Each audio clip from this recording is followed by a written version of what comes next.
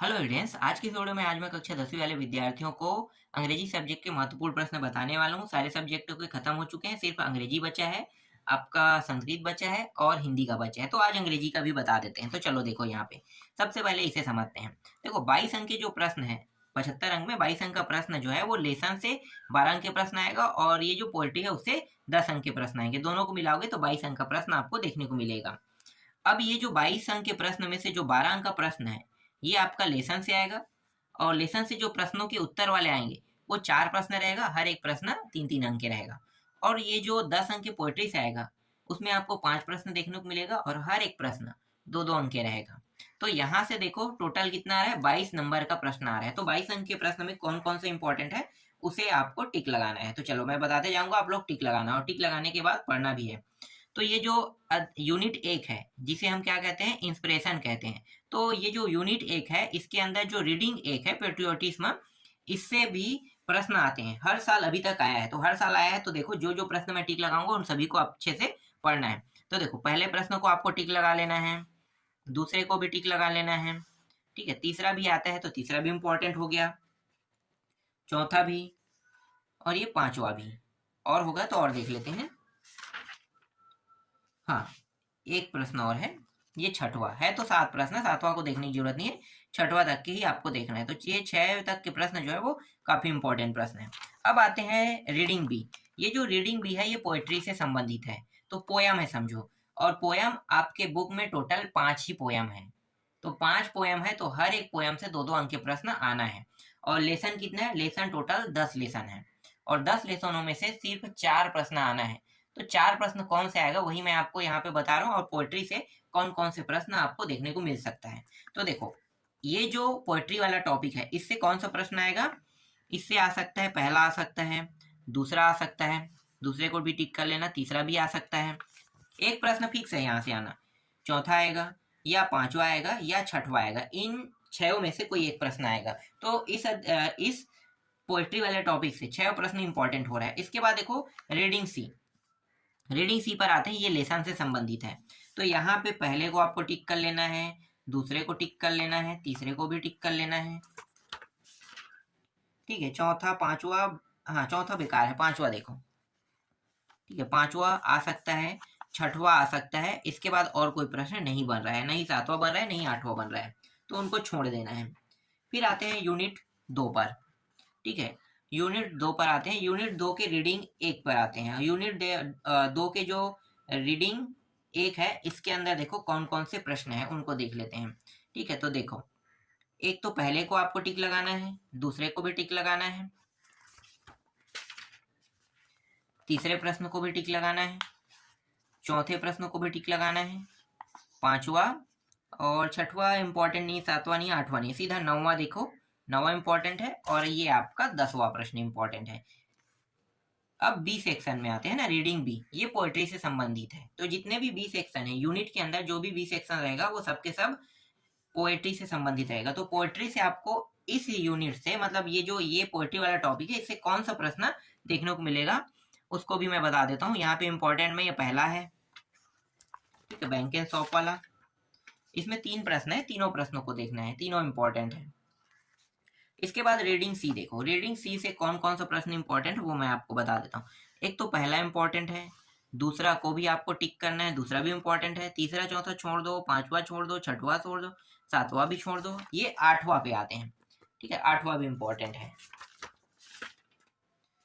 फिर आते हैं यूनिट 3 पर, इंक्लूजन, ठीक है। तो देख लेते हैं यहाँ से कौन सा इंपॉर्टेंट है। तो रीडिंग ए पर पहले देखेंगे, तो रीडिंग ए का जो पहला प्रश्न है वो इंपॉर्टेंट है, इसको आपको देखना है। दूसरा प्रश्न भी इंपॉर्टेंट है, ये भी देखना है आपको। तीसरा भी इंपॉर्टेंट है, चौथा भी इंपॉर्टेंट है, और पांचवा तो नहीं है, पांचवा देखने की जरूरत नहीं है। फिर आते हैं रीडिंग बी, ये पोएट्री से संबंधित है। तो यहाँ से कौन कौन से प्रश्न इंपॉर्टेंट है उसको देख लेते हैं। ये एक प्रश्न ये इंपॉर्टेंट है, ये दूसरा इंपॉर्टेंट है, तीसरा, चौथा। ये चौथा मैंने काट दिया है, इसको देखने की जरूरत नहीं, हटा देना। तीसरा चौथा की जरूरत नहीं, छोड़ दो, बस इतना ही है इसमें। इसके बाद देखो रीडिंग सी, रीडिंग सी पर आते हैं। तो इसमें कितने प्रश्न है देख लो, पहला इंपॉर्टेंट है, दूसरा है, तीसरा को देखने की जरूरत नहीं है, चौथा इंपॉर्टेंट है, पांचवा इंपॉर्टेंट है, और ये आपका छठवां प्रश्न इंपॉर्टेंट है, और यहाँ से सातवां प्रश्न, एक प्रश्न बस इस अध्याय से छूट रहा है। इसके बाद देखो कौन से यूनिट पे आते हैं, चौथा यूनिट पे। ठीक है, तो चौथा यूनिट में रीडिंग ए को देखते हैं। तो रीडिंग ए के पहला प्रश्न को आपको टिक लगा लेना है, दूसरा प्रश्न को भी टिक लगा लेना है, और तीसरा को भी टिक लगा लेना है। तो इसमें सिर्फ 3 ही प्रश्न थे, तीनों को टिक लगा लेना है। इसके बाद रीडिंग बी देखो, जो पोएट्री से संबंधित है। तो पोएट्री वाले टॉपिक में ये पहला प्रश्न इंपॉर्टेंट हो रहा है, दूसरा इंपॉर्टेंट हो रहा है, तीसरा इंपॉर्टेंट हो रहा है, चौथा भी इंपॉर्टेंट हो रहा है।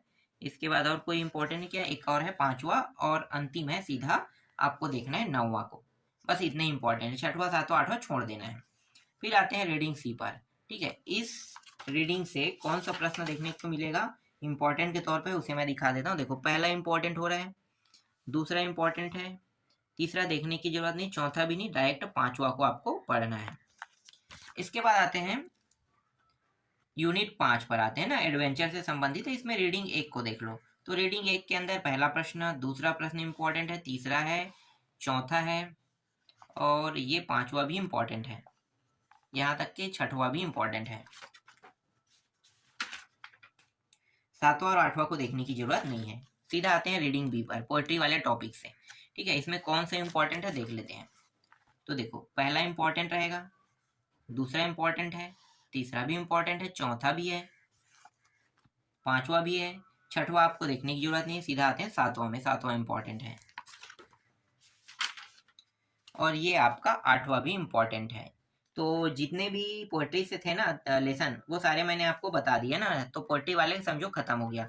अब बचा है ये अंतिम लेसन बचा है, जो रीडिंग सी है, ये पोएट्री से नहीं है। ठीक है, ये लेसन से संबंधित है। तो यहाँ से कौन कौन से प्रश्न इंपॉर्टेंट है देख लेते हैं। पहला, दूसरा, तीसरा, चौथा, दोनों इंपॉर्टेंट है, पांचवा छठवा छोड़ दो, सातवां छोड़ दो, डायरेक्ट आ जाओ आठवां प्रश्न में। ये आठवां प्रश्न इंपॉर्टेंट है। इसके बाद और कोई प्रश्न तो इंपॉर्टेंट इसमें नहीं लग रहा है। ठीक है, अब इसको छोड़ देते हैं। ठीक, अब देखते हैं 55 अंक के प्रश्न। ये 55 अंक के प्रश्न जो है वो सीन पैसेज से संबंधित प्रश्न है। तो सीन पैसेज में मैं आपको सिर्फ उन्हीं प्रश्नों को सजेस्ट करूंगा जो अभी तक एग्जाम में आ चुके हैं। जो नहीं आया उनको मैं सजेस्ट नहीं करूंगा। क्यों? क्योंकि एग्जाम में आएगा तो जो इस परीक्षा बोर्ड में दिया हुआ है उनमें से अगर कोई प्रश्न ले रहा है तो लेने वाला जो प्रश्न रहेगा वो किसी सन में आया हुआ ही रहेगा। और अगर इस परीक्षा बोर्ड से नहीं ले रहा है, चाहे वो परीक्षा बोर्ड, परीक्षा सार हो, किसी से भी हो, अगर इस परीक्षा बोर्ड में वो नहीं है, मतलब वो सन में आया हुआ ना हो, तो समझो कि वो परीक्षा बोर्ड में नहीं रहेगा। इसलिए मैं आपको सजेस्ट करूंगा उन्हीं प्रश्नों को जो अब तक आ चुके हैं। जैसे कि ये प्रश्न आ चुका है तो मैं इसको सजेस्ट करूंगा, इसको पढ़ लेना। ठीक है, सिर्फ आए हुए प्रश्नों को पढ़ना है। ये भी पढ़ लेना। ठीक है, 2 हो गया, टोटल इसमें 5 है, और एक प्रश्न 5 नंबर में आएगा ही आएगा। ये तीसरा हो गया, 7वां प्रश्न है ना। इसके बाद 8वां नहीं देखना, डायरेक्ट 9वां देखना है। ठीक है, ये 9वां प्रश्न देख लो, और ये रहा 10वां प्रश्न। ये आपको परीक्षा बोर्ड, परीक्षा सार दोनों में मिल जाएगा। ये पोएट्री वाला हो गया, 5 ही प्रश्न था। अब 8 अंक के देख लेते हैं। ये जो 8 अंक के जो अनसीन पैसेज है, ये मैंने पहले ही आप लोगों को बता दिया है। एक बार और देख लेते हैं 8 अंक में इंपॉर्टेंट क्या है। तो वो सारे प्रश्न देख लेते हैं जो प्रश्न किसी सन में आया हो। यहाँ भी मैं वही सजेस्ट करूंगा आप लोगों को कि जो सन में आए सिर्फ उसी को पढ़ना, क्योंकि ज्यादातर चांस होते हैं सन में आए हुए प्रश्नों के आने की। और जो सन में नहीं आया है उस प्रश्न को वो लोग देते भी नहीं है। सिर्फ पैसेज, अनसीन पैसेज की बात है ना। तो यहाँ पे ये तो हिमालय वाला हो गया ये मोस्ट टाइम भी है क्योंकि ये 2 बार आया है। ठीक है, ये एक हो गया। देखो ये हो गया आपका दूसरा, ये सिर्फ एक बार आया है तो इसके चांसेस कम हो गया। ठीक है, यहाँ पे मैं बताते चल रहा हूँ कि इसको पढ़ना है कि किसको नहीं पढ़ना है। ठीक है, तो इसके चांसेस कम हो गए। एक हिमालय वाला होगा जिसके चांसेस ज्यादा है।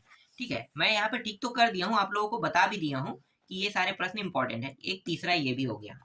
ठीक है, इसमें बहुत सारे प्रश्न है। अब कौन सा देखना है वो आपके ऊपर डिपेंड करता है। बस मैं आपको बता रहा हूँ कि कौन कौन सा आ सकता है। इसके बाद कहाँ है अगला, चौथा है, पांचवा है। चौथा एक बार आ चुका है लेकिन उसे मैं नहीं दिखाऊंगा। ठीक है, सीधा छठवा देखो।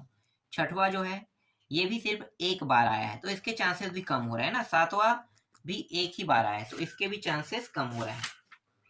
नहीं, इसके चांसेस बढ़ रहे हैं, सातवां का चांसेस बढ़ रहा है। देखो तो अगर मोस्ट फोकस कर रहे हो ना, तो एक तो पहला और सातवां में फोकस करना, ठीक है। फोकस कर रहे हो तो अच्छे से देख लेंगे। इसके बाद आठवां एक बार आया है, तो इसको कम फोकस के साथ देखना है। नौवां एक भी बार नहीं आया है, नहीं 10वां आया है। 11वां एक बार आ चुका है, तो ये भी एकदम फोकस वाला है, ठीक है। तो दो हो गया, एक तीसरा समझो ये फोकस वाला है, तो इसको भी देख लेना। हालांकि एक ही बार आया है, लेकिन ये तीनों सेट में आए हैं, तो इसके चांसेस बढ़ रहा है इस बार।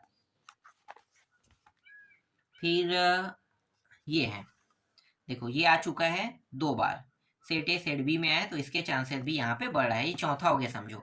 अगर फोकसिंग में देखने की बात किया जाए तो ये चौथा है, और ऐसे अगर नंबर में देखते हो तो ये छठवां से सातवां होगा, है ना।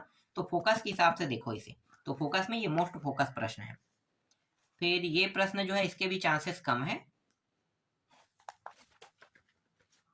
इंपॉर्टेंट तो है लेकिन चांस कम है। और कौन सा है, ये भी इंपॉर्टेंट है लेकिन चांस कम वाला है। और ये 15 भी इम्पॉर्टेंट है, और इसका भी चांस नहीं, इसका चांस हो सकता है, ठीक है। तो 4-5 प्रश्न ऐसे जिसके आने के चांसेस ज़्यादा होंगे। जब मैं बाद में इसे और अच्छे से ढूंढ लूंगा तब मैं आपको कहूँगा, तब मैं आपको बताऊंगा कि हाँ हाँ इसका जो चांस है वो 100% बन रहा है। अभी 100% का जिक्र मैंने नहीं किया है ना। देखो पोएट्री से पहले जो आते थे वो प्रश्न भी मैं आपको बता देता हूँ, एक बार देख लेना इसको। अगर इस टाइप के प्रश्न आते तो आपसे तो बनेगा नहीं। ये मेरे ही खुद पढ़े नहीं पढ़े एक पोयम है, और पोयम क्या कहना चाहता है, इसका हिंदी जो अनुवाद होता है वो थोड़ा अजीब होता है, इसलिए मुझे खुद समझ में नहीं है। ऐसे आएंगे तो समझो कि आपसे नहीं बनेगा, लेकिन अभी तक अब पहले आते थे लेकिन अब बंद हो गया, ऐसे प्रश्न नहीं आते हैं, ठीक है। तो चाहो तो इसको पढ़ सकते हो और चाहे तो छोड़ सकते हो, ये आपके ऊपर डिपेंड करता है, लेकिन मैं आपको इंपॉर्टेंट के तौर पे इन प्रश्नों को भी दे देता हूँ। एक ये है 11वां प्रश्न, इसके बाद ये 12वां प्रश्न, ठीक है, और ये 13वां प्रश्न।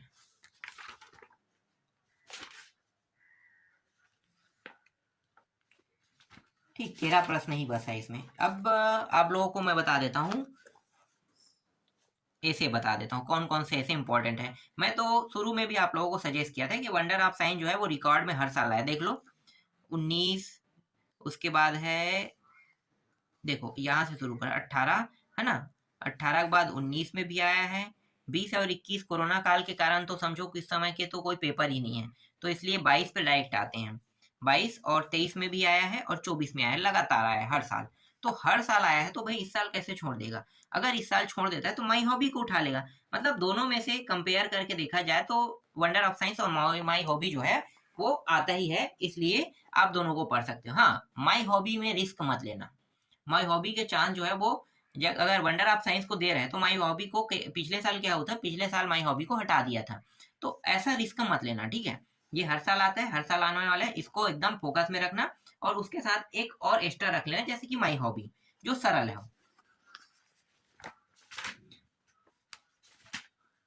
अब आगे आप लोगों को बता देता हूँ लेटर।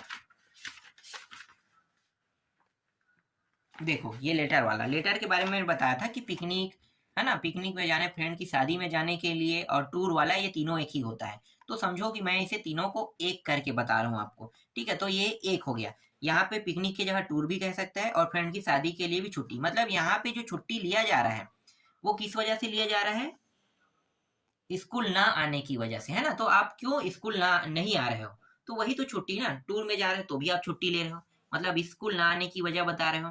पिकनिक में जा रहे हो तो भी आप टूर के लिए, मतलब वो भी एक प्रकार का क्या है, टूर ही तो है पिकनिक। पिकनिक में जा रहे हो तो वो भी एक ही प्रकार, एक ही जैसा है, वो उसके लिए भी आप छुट्टी ले रहे हो। और फ्रेंड की शादी में जा रहे हो तो भी आप प्रिंसिपल से छुट्टी ले रहे हो, तो ये तीनों एक ही है समझो, ठीक है। एक करके समझना है इसे और एक करके पढ़ना है। इसके बाद अगला मैं आपको बता देता हूँ, अगला है टीसी वाला, ठीक है। ट्रांसफर सर्टिफिकेट का आया था, पिछले साल आया, इसका मतलब ये है कि इस साल ये नहीं आएगा ट्रांसफर सर्टिफिकेट, फिर भी आपको पढ़ना है, क्योंकि कई बार क्या होता है ऐसे प्रश्न रिपीट हो जाते हैं। ये है आपका इशू ऑफ बुक बैंक। तो एक चीज मैं बता देता हूँ, देखो ट्रांसफर सर्टिफिकेट और कैरेक्टर सर्टिफिकेट दोनों को एक ही करके पढ़ना है, ठीक है, क्योंकि ये दोनों भी महत्वपूर्ण प्रश्न है। ट्रांसफर सर्टिफिकेट और कैरेक्टर सर्टिफिकेट दोनों एक जैसे हैं। जब आपके पिताजी का ट्रांसफर होगा तभी आप स्कूल छोड़ के जाओगे, तो कैरेक्टर सर्टिफिकेट कब मांगोगे भाई, जब आपके पिता का ट्रांसफर होगा और आप भी छोड़ के जा रहे तभी तो कैरेक्टर सर्टिफिकेट मांगोगे ना। तो दोनों जो है टीसी और कैरेक्टर सर्टिफिकेट एक साथ मिलता है। तो ये समझ में आ गया। अगर टीसी कह रहे हैं तो भी कैरेक्टर सर्टिफिकेट है, और कैरेक्टर सर्टिफिकेट है तो भी ये टीसी ही है, समझो। इसी तरीके से बुक बैंक वाला इसी तरीके से ये जो बुक बैंक वाला प्रश्न होता है ना, वो भी एक ही करके पढ़ना है। बुक बैंक वाला भी एक ही रहता है। इसमें क्या रहता है, फीस माफी वाला होता है। ठीक है, तो बुक बैंक में आप क्या कर रहे हो, बुक निकाल रहे हो तो फीस माफ करवा रहे हो। और एक रहता है आपका डायरेक्ट फीस माफ वाला होता है, तो दोनों में फीस माफ कर रहे हैं, तो दोनों जो है एक ही है, समझो। बस इतने ही प्रश्न आपको देखने हैं। तो 2-3 ऐसे प्रश्न हैं जिनको एक ही करके पढ़ना है। ठीक, तो ये तो हो गया। अब आगे बढ़ते हैं। और देखो, ये कैरेक्टर सर्टिफिकेट कहीं 2024 में आया था। जिन लोगों को टीसी के बारे में पता था, टीसी को पढ़े ही होंगे, है ना। तो देखो, ये भी वही चीज बता रहा है, 2024 में है, जबकि 2024 में या तो टीसी या तो कैरेक्टर सर्टिफिकेट, तो दोनों को एक ही बार के पढ़ोगे तो अभी ये बन जाएगा। तो इसीलिए 2 बार ना 2024 वहां भी लिखा है, यहाँ भी लिखा है। इन दोनों में से एक आया है, समझो। ये वही बताना चाह रहा है। आगे देखो, अब देख लेते हैं पैराग्राफ। पैराग्राफ आपके एग्जाम में 4 नंबर का आएगा। अब 4 नंबर के पैराग्राफ में कौन सा पैराग्राफ पढ़ना है, एकदम मोस्ट आईएमपी पैराग्राफ क्या हो सकता है। तो पहले मैं आपको बता देता हूँ कुछ पैराग्राफ, जैसे कि इंपॉर्टेंट के तौर पे है। जैसे कि इंपॉर्टेंट प्लांट ऑफ ट्री, ये इंपॉर्टेंट हो गया। सबसे ज्यादा इंपॉर्टेंट जो पैराग्राफ है वो है ये वाला, इलेक्शन। मैं इलेक्शन क्यों ले रहा हूँ, ये भी मैं आपको बता देता हूँ। देखो, इलेक्शन इसलिए ज्यादा इंपॉर्टेंट है क्योंकि अभी चुनाव होने वाले हैं, और चुनाव होने का मतलब है कि इलेक्शन से संबंधित रहेगा। तो इलेक्शन के बारे में आप लोगों को थोड़ा बहुत पता होगा, कह के इलेक्शन के बारे में पता होगा, कह के जो बोर्ड है वो इलेक्शन को जरूर उठाएगा। तो ज्यादातर फोकस करके रखना इसमें। ठीक है, ये इलेक्शन है, और इलेक्शन के बारे में पूछ सकता है। पिछले साल भी इलेक्शन के बारे में पूछा था, क्योंकि पिछले साल भी चुनाव हुआ था। इस साल भी चुनाव हो रहा है जनवरी फरवरी के पहले। ठीक है, उस समय भी दिसंबर के आसपास हुआ था, तो उस समय भी उठा दिए थे ना। अब अभी भी वैसे ही हो रहा है, तो ये बहुत फोकस में रखना है आपको। इसके बाद हेल्थ वाला आता है एक होता है हेल्थ का, ये इंपॉर्टेंट है। एक है स्मोकिंग इज डेंजरस वाला है, ये इंपॉर्टेंट हो गया। ज्यादा नहीं बताऊंगा, 4-5 बताऊंगा। और ये हो गया इंडियन फार्मर। ठीक है, बस इतना ही, 5 काफी है। अब 5 में सबसे ज्यादा जिसको मैंने फोकस करने के लिखा है उसी को ज्यादातर फोकस करना। ठीक है, सभी छोटे छोटे, ज्यादा बड़ा नहीं है। इसके बाद नोटिस देख लेते हैं। नोटिस से 4 अंक के प्रश्न आएगा, 4 अंक के प्रश्न नोटिस से आएगा। अब नोटिस को सिर्फ जानना है कि नोटिस बनाया कैसे जाता है, बाकी नोटिस तो सरल रहता है। एक ये इंपॉर्टेंट है, ये इंपॉर्टेंट है, 2 हो गया। और एक तो होता है लॉस और फाउंड से भी आता है ना, तो लॉस एंड फाउंड का जो प्रश्न जो मैंने बताया था, एकदम फिक्स बताया था कि आएगा कहके, और ये 2024 में ही आया, देख लो, लॉस एंड फाउंड का। तो लॉस एंड फाउंड का 2024 में आ चुका है, इस साल तो नहीं आएगा, लेकिन कुछ अलग प्रश्न आएगा। तो समझ जाओ कि ये भी मैं इंपॉर्टेंट के तौर में अभी आपको बता रहा हूँ।